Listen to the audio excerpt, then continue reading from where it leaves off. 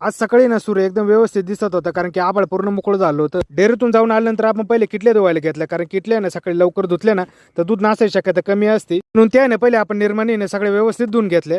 काल मम्मीने ना भुईमुग थोडा जांभाडला होता, त्याच्यातलं काही गवत आहे ना तसंच गंज मारून ठेवलं होतं, हे तुम्ही पाहू शकता. तेच आपण गायला टाकून दिलं.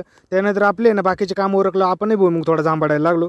भुईमुगातलं काही गवत काढल्यानंतर आपण पहिले ना गाय बादलायला गेलो, कारण की बाकीच्या कामामुळे ना गाय बादलायचं राहून गेलं होतं. तसे आपण गाय चारायला थोडं लेटच जाणार आहे.